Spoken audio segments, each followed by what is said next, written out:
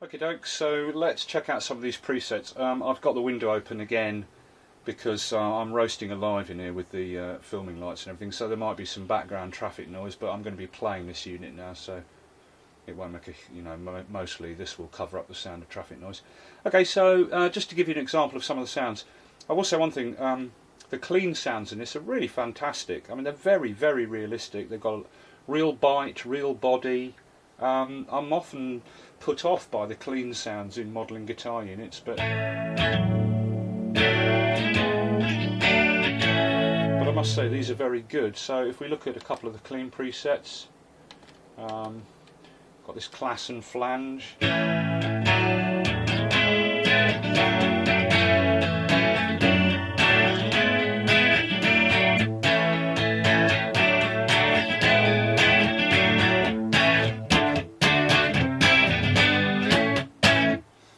And this classic one here. Now remember, you've got all your EQ, your compressor amount, your reverb, your delay, and your effects, which you can change as well. You know.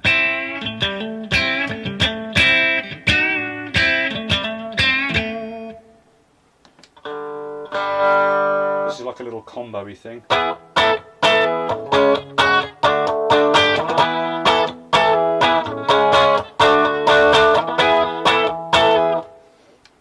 So yeah, there's some nice little clean sounds in here. Yeah,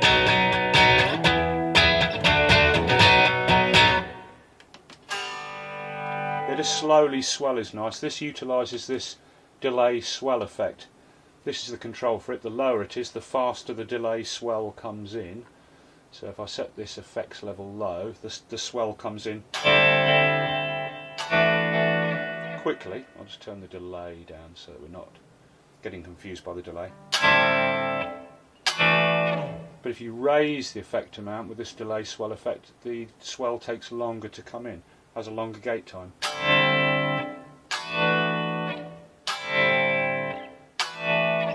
And at its highest, it's like this.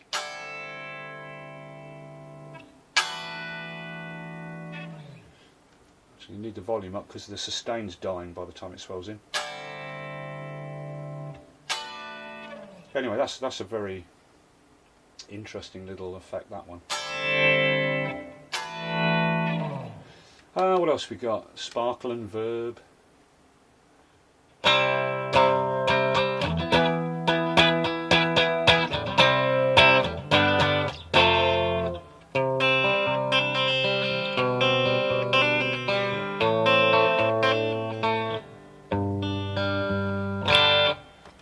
Yeah, so you know, you've got a whole bunch of these clean ones.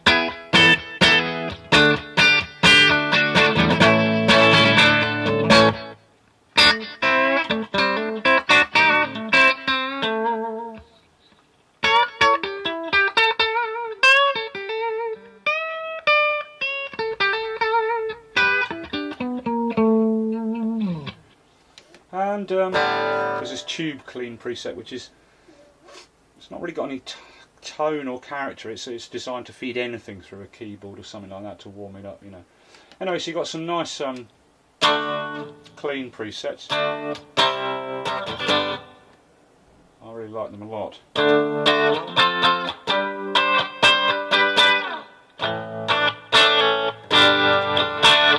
And then you've got your crunch presets, which are a bit heavier, you know, but still nothing heavy.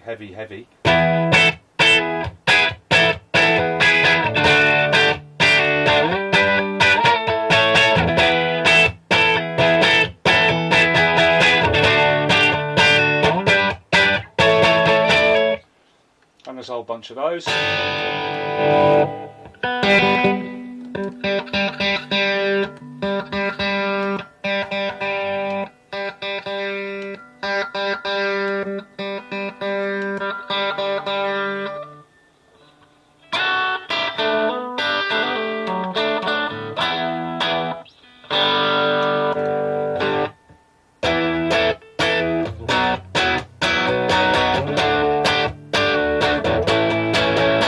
Etc.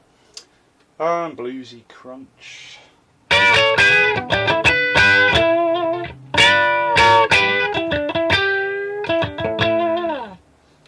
etc.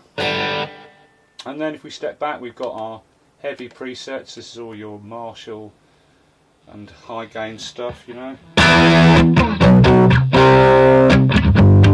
bit loud, hang on.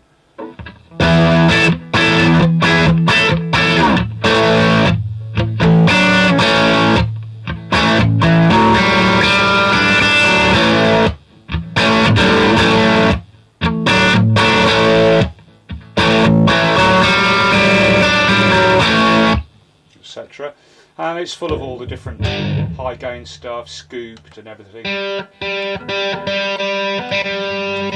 of course you've got your Line-6 Insane, and that's your kind of like ultra high gain, and if you put a compressor on that and you ram the compression up and the drive, I mean, I'm using an old vintage Gibson with mini humbuckers, but you get virtually sort of infinite sustain, you know, with a high output guitar.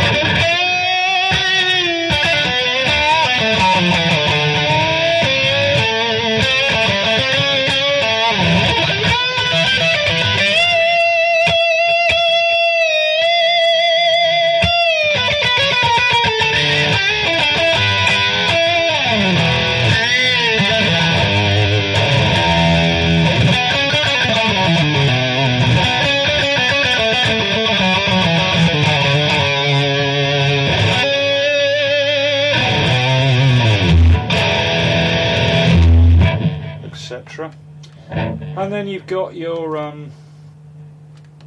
affected presets,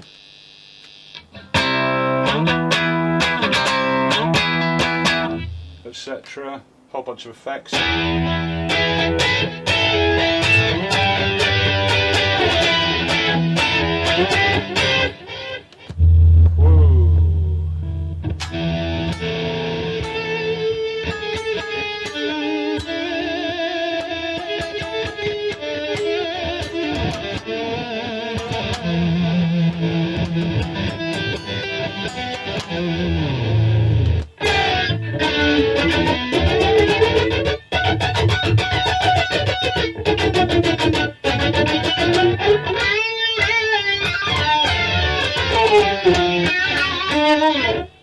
Etc.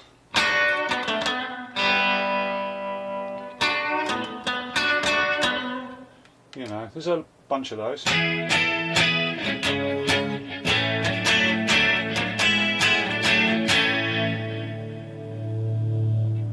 know?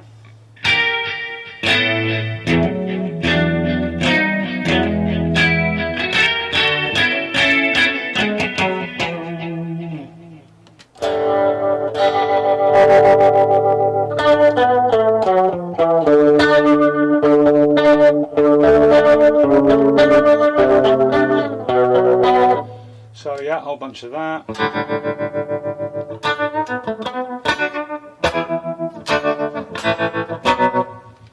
And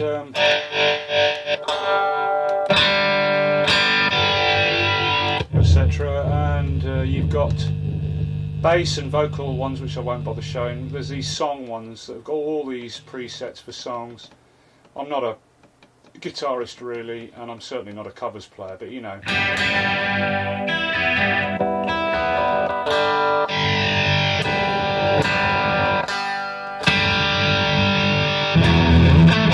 How's it go? I mean, I know this song, but I might be able to play it.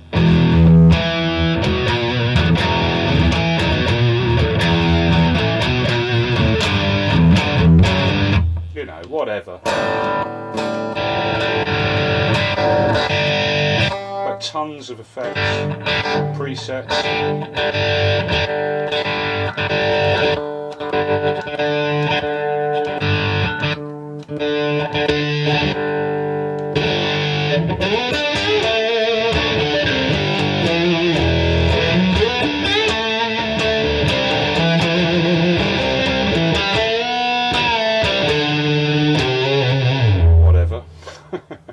I'm not a guitarist, as I said, but there's tons of these.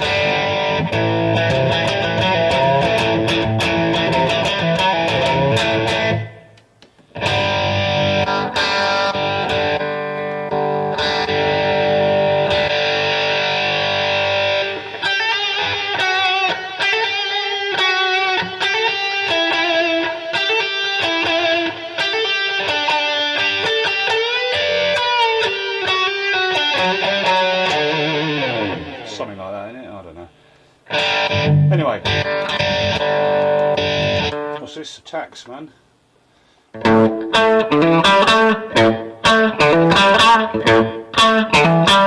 Etc. You know, tons and tons and tons of presets. So you've got a huge amount of starting positions. If you're a covers player, I mean, these song presets alone could be a boon to you. You know, I mean, there's probably quite a few in there that you do in your band, and at least, you know, quite a lot of the things you'll have a basis for a beginning sound, and you can tweak it from there. You know, I mean, whatever. Anyway, the point is, there's a hell of a lot of sounds available, and you can edit them and obviously save them into your own preset positions in the user banks. And then you can use the editor librarian software to back up and store more sounds and edit and transfer them. And remember, with the editor librarian software, you can then split the cabs and amps apart and mix and match those. Whereas with just the unit editing it from the front panel, when you change amp model, you're changing the amps and cabs and they're stuck together as a pair, you know.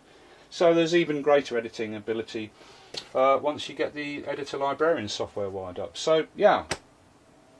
It does good sounds, especially the clean stuff, really good. I actually say it sounds a bit better than my Pod 2, although it's in the studio at the moment, so I don't have the chance to A/B them. But to my ears, it sounds like the clean presets are a little bit better. I can't think why. Anyway, nice, great unit, fantastic. Just hope that with it being all cheap plastic construction, that it lasts and stays the course and doesn't, like, you know, things don't start falling off it, or things, or you know, especially this button here doesn't give up the ghost and stuff, so that it no longer responds or things like that, you know. Also, I'll just show you one last little bit where I'll show you that you can also use this as a very basic MIDI controller for controlling your sequencer software. So what I've done is I've plugged in the USB lead, and over here on Logic I have set up a very simple synth, and I use the automation assignments to quickly set up a couple of assignments for two of the pots down here on the unit. So I've got these two controls assigned to the resonance and cutoff on this little synth on Logic. Obviously I've had to unplug the audio output because every time I turn the volume up, the noise will come out of this if it's plugged into a monitoring system. And if you obviously you're going to have something plugged into the jack input when you're using it as a controller to actually make the thing switch on. But yeah, it seems to work. So you're even getting a little limited MIDI controller in there as well. Let's check it out.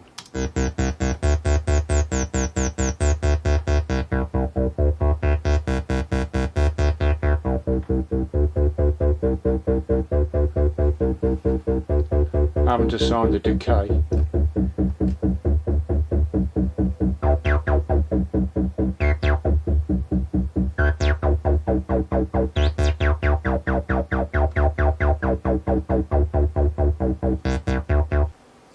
Yeah, so that seems to work okay. I also set it up to work on the volume of a channel, and that worked okay. But well, I can show it working there. Look, I'm moving this pot here, and it's assigned to volume there.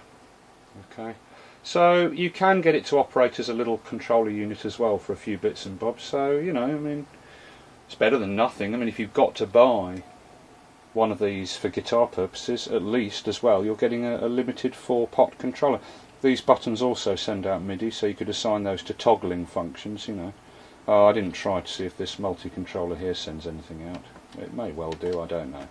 But anyway, you've got at least 4 controls and 2 buttons that you can utilise as controllers as well. Okay, so yeah, so I just thought I'd add that little extra bit in there. Okay,